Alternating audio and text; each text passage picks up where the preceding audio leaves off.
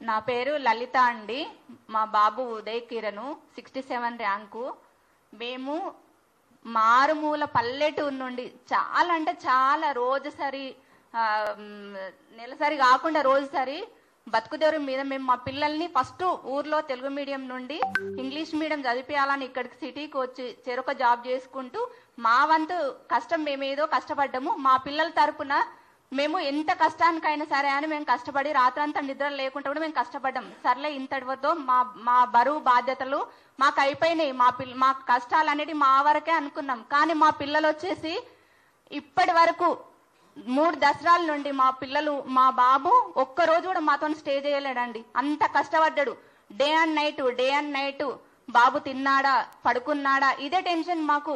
వాళ్ళు ఒక గోల్ అనుకున్నారంటే ఆ గోల్ సాధించాలని ఎన్ని నిద్రలేని రాత్రులు గడిపారో, ఎంత ఉపవాసాలు ఉన్నారో, ఎంత కష్టపడ్డారో అది మాకు కళ్ళ నిండా మేము వీడియో కాల్ చేసి మేము చూసినాం. ఒక్కొక్క రోజు 2కి 3కి రేపు ఎగ్జామ్ అనగా ఇంకా అదేంటి కోచింగ్ సెంటర్లో అశోక్ నగర్ లో ఉన్నప్పుడు కూడా చాలా చాలా రాజకీయాల తరపున ఇది పెట్టొద్దనో చేయొద్దనో వగేర ఏదైనా వైరల్స్ కావచ్చు.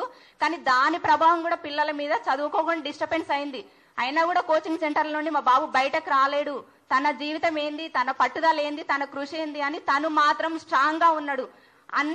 అన్ని డిస్టర్బెన్స్ మధ్యన ప్రిలిమ్స్ ఒకసారి మీరు పెట్టిన తర్వాత గత ప్రభుత్వము ముందు ప్రభుత్వం పెట్టిన తర్వాత కూడా దానికి ప్రిలిమ్స్ లో ఏదో జరిగింది, అవకతవకలు జరగాలంటే ఎవరో చేసిన పాపానికి మా పిల్లలు బలైనరు. సరే అప్పుడు కూడా పిల్లలకు అంత మెరిట్ లిస్ట్ లో వచ్చినాక కూడా వాళ్ళ మైండ్ అనేది డైవర్ట్ కాకుండా సెకండ్ ప్రిలిమ్స్ పెట్టారు. అప్పుడు క్వాలిఫై అయ్యారు.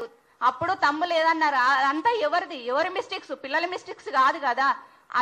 అది కూడా తన్నుకొని బయటపడ్డారు. 3rd ప్రిలిమ్స్ కు క్వాలిఫై అయినారు. మెయిన్స్ రాశారు. మెయిన్స్ ముంగట కూడా చాలా డిస్టర్బెన్స్లు వచ్చాయి. అయినా కూడా వాళ్ళు కాన్ఫిడెన్స్ తగ్గకుండా చాలా కష్టపడి కృషితోని వాళ్ళు పట్టుదలతో మెయిన్స్ రాశారు. మెయిన్స్ రాసినా కూడా అప్పుడు రిజల్ట్ వచ్చినప్పుడు ర్యాంక్ వచ్చినప్పుడు ఎవ్వరు ఏం మాట్లాడని వాళ్ళు తీరా ఇప్పుడు మెడికల్ అవి అన్నీ అయిపోయి తీరా జాబ్ లో జాయిన్ అయ్యే ముందు ఇలా అయింది అలా అయింది అని అపోహలు రావడము, ఒకరి మీద ఒకరు రాజకీయ పరంగా స్వార్థపరంగా రాజకీయ నాయకుల స్వార్థపరంగా ఇలాంటి ఇష్యూస్ తేవడము పిల్లల జీవితాలను అన్యాయం చేసినట్టయితే ఒక పిల్లల భవిష్యత్తు ఆలోచించండి. తల్లిదండ్రులది మాది సగం జీవితం అయిపోయింది. మా బరువు బాధ్యతలు అనేది పిల్లల జీవితాన్ని ముందు ఫ్యూచర్ లో వాళ్ళు అనేది కాన్ఫిడెన్స్ గా చదివి ర్యాంకు సాధించినప్పుడు మా బాబుని ఊరికి తీసుకెళ్లి అక్కడ ఎప్పుడో చిన్నప్పటి నుండి తీసుకొచ్చినా గానీ ఊరికి తీసుకెళ్లి రాజకీయ నాయకులు గాని ఊర్లో ఉన్న వాళ్ళు గాని మండల్ వాళ్ళు గాని అందరూ మా బాబుని ఆదర్శంగా తీసుకున్నారు. ఎందుకు అంటే పలానా బాబు పలానా ఉదయ్ కిరణ్ ఇక పలానా ఆంటీ వాళ్ళ బాబు అతను అంత కష్టపడ్డాడు, వాళ్ళ అమ్మ నాన్న కష్టపడ్డాడు, అట్లా చదివి కష్టపడి ఇంత ర్యాంక్ తెచ్చుకుండు బాబా అని 10th ఎగ్జామ్స్ అయిపోయిన పిల్లల్ని కూడా పిలిచి మరి వాళ్లకు పరిచయం చేసిండ్రు. ఇలా కష్టపడండి, ఇలా చదవండి, ఇలా మార్కులు తెచ్చుకోండి, ఒక మన వ్యవస్థకు అనేది మార్చుదాము అని. ఈ పిల్లలు కూడా మార్చుదాం మన వ్యవస్థ అనేది కొంచెం క్రమశిక్షణలో కొద్దిగా మార్చుదామన్న ఉద్దేశంతో వీళ్ళు ఎంతో కసితో పట్టుదలతో ఈ ర్యాంకు సాధిస్తే తీరా వాళ్ళు రేపు ఆ కుర్చీలో కూర్చోక ముందే వాళ్ళకు నిరాశలు ఎదురవుతుంది. అసలు వాళ్ళు రేపు జాయిన్ అయినా కూడా వాళ్ళంతా పట్టుదలతో ఉంటారా చెప్పండి?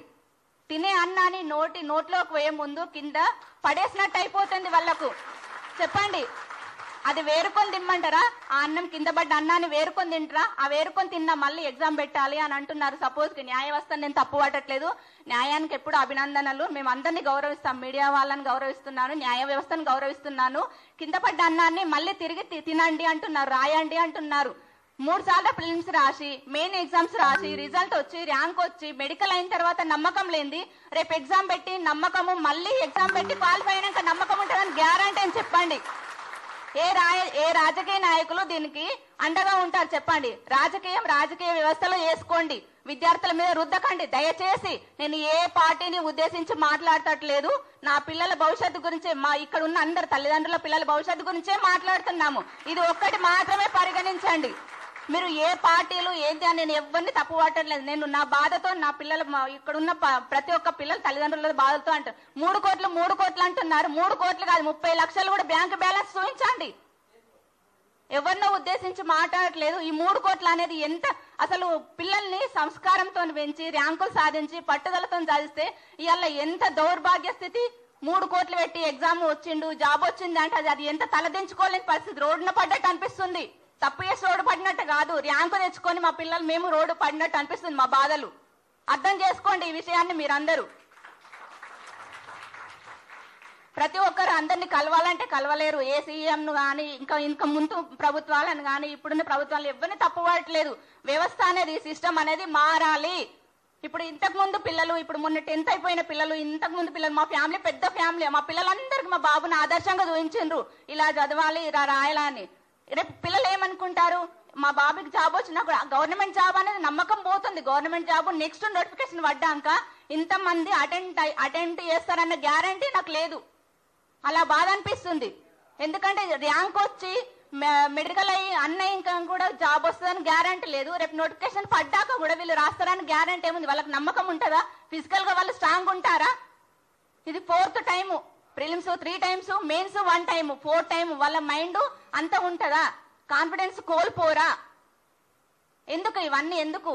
పిల్లల భవిష్యత్తును ఆలోచించి మాట్లాడుకోండి. ఆలోచించి ఏదన్నా ఉంటే ఆచి చూసి 100% ప్రూఫ్ అనేది చూసుకొని పిల్లల మీద కానీ ఎగ్జామ్ మీద కానీ మీరు మాట్లాడండి. అనవసరంగా ఏదో వాళ్ళు వీళ్ళు నలుగురు కూర్చొని ముచ్చట పెట్టుకున్నట్టుగా నిందలేయకండి. 3 కోట్లు అని నింద భరించలేకపోతున్నాం. ఒక్కొక్కరిని ఎవరినో మీరు 3 కోట్లు పెట్టారంట కదా, మీరు కొన్నారట కదా, అమ్మారంట కదా, అవమానానికి సెన్సిటివ్ పిల్లలు అయితే వాళ్ళు ఏమైనా చేసుకుంటే ఎట్లుంటది? కనీసం అనే వాళ్ళకు లేదు ఆ ఆలోచన. పడ్డ వాళ్ళకి ఎంత బాధ అనిపిస్తుంది చెప్పండి. కొంచెం చూసుకొని మాట్లాడండి.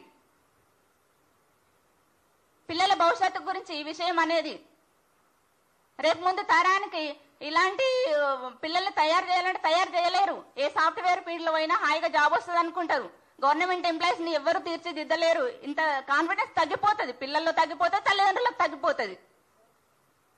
అందరికీ థ్యాంక్స్. దయచేసి ఏమన్నా తప్పుగా మాట్లాడి ఉంటే క్షమించండి. ఇది వచ్చింది మాలో బాధ, ఆవేదన తప్ప ఇంకా వేరే ఎవరిని ఉద్దేశించి కాదు. మిత్రులకు నా పేరు పావని. ఇందాక మాట్లాడిన మా హస్బెండే. మేమంతా చాలా బాధపడుతున్నామండి. ప్రతి ఒక్కరు 3 కోట్లు ఇస్తే ఇప్పుడు 563 మంది ఎక్కడి నుండి తెచ్చిచ్చారండి 3 కోట్లు? ఇప్పుడు అందరు అన్న వాళ్ళంతా ఇప్పుడు ఇవన్నీ నిరూపించాలండి. మాకు చాలా బాధగా ఉంది. ఇప్పుడు వీళ్ళందరూ అన్న వాళ్ళు ఎక్కడి నుండి తెచ్చారో అవన్నీ చూపించాలి కదండి. మా గిట మరి మీ గిట అందరికీ నిరూపించాలి. మా విన్నతి ఒకటే, మాకు న్యాయం జరగాలి. ఈ పొలిటికల్ ఉన్న వాళ్ళందరూ మా ఇంట్లో ఇన్వాల్వ్మెంట్ కావద్దు, వాళ్ళు చూసుకోవాలి. జాగ్రత్తగా ఉండాలండి. మేము మాకు కోరుకునేది ఒక్కటే, మాకు న్యాయం జరగాలి. మా పిల్లలు చాలా కష్టపడ్డారు. ఫస్ట్ ర్యాంకరు మా పాప. ఎప్పుడైనా మేము వాళ్ళకు ఎంకరేజ్ చేసుకుంటూ వచ్చాము. కానీ ఇన్స్టిట్యూట్ వాళ్ళు చాలా ఇబ్బంది పెడుతున్నారు. ఇప్పుడు మళ్ళీ రాయించాలి ఎగ్జామ్స్. ఇద్దరికే వస్తుందండి. ఇన్ని గొడవలు చేయొద్దు కదా. ఇప్పుడు ఒక రాజకీయం పడితే ఒక్కరే నెగ్గుతారు. మిగతా 3 ఓడిపోయినప్పుడు వాళ్ళు గిట కోర్టుకు పోయి ఇలా మాట్లాడారు కదండి. ఆ 3 మరి ఏం చేయాలండి? వాళ్ళని గెలిచిన వాళ్ళని గిట మళ్ళీ ఎలక్షన్లు పెట్టాలని డిమాండ్ చేయాలా అండి? మేము గిట మాకొక్కటే ఇప్పుడు మాకందరూ మీడియా మిత్రులు మీరందరూ సహకరించండి. దయచేసి మాకు న్యాయం కావాలి. మేము కోరుకునేది ఒకటే, రాజకీయం వాళ్ళు ఇలా ఎవరు ఇన్వాల్వ్ కావద్దు. ఇదే మా వినతి. ఎప్పుడైనా మేము కోరుకునేది మాకు న్యాయమే. అన్యాయంగా అయితే ర్యాంకులు రావండి, చదువుకుంటేనే వస్తాయి. కష్టపడి చదువుకున్న వాళ్ళే ఉన్నారు ఇప్పుడు పిల్లలు ఎవరైనా. ఇప్పుడు ఇన్స్టిట్యూట్ వాళ్ళు వచ్చి రాయలేదు కదండి ఎగ్జామ్స్ పిల్లలకి. ఇప్పుడు ఎలా చెప్తున్నారు? మళ్ళీ ప్రిలిమ్స్ కాడకలు రాయమని. ఈ ఫీజులు ఎవరు కడతారండి? ఇన్స్టిట్యూట్ వాళ్ళు ఫ్రీగా చెప్తారా? ఇప్పుడు 3 ఏళ్ల నుంచి వాళ్ళకి లక్షల ఫీజులు కడుతున్నారండి. ఎప్పటికీ అశోక్ నగర్లోనే ఉండాలా అండి పిల్లలంతా? అక్కడే మగ్గిపోగాల. ఇప్పుడు ఏజ్ ఎంత పెద్దగా అయిపోతుంది, వాళ్ళకి ఇప్పుడు సర్వీస్ గిట్ట తక్కువ అయిపోతుంది. ఎట్లా అండి? మీరు ఆలోచించండి. ప్రభుత్వంకి వినతి, మాకు న్యాయం కావాలండి. ఎవరైనా ఆలోచించండి. ఇప్పుడు ఈ 3 కోట్ల స్కామ్ 1700 కోట్లు ఎక్కడి నుండి స్కామ్ జరిగింది? అన్న వాళ్ళు అంత ఈజీగా అంటారు కానీ ఇప్పుడు నిరూపించాలండి అన్న వాళ్ళు. ఇప్పుడు మాది ఇదే అండి.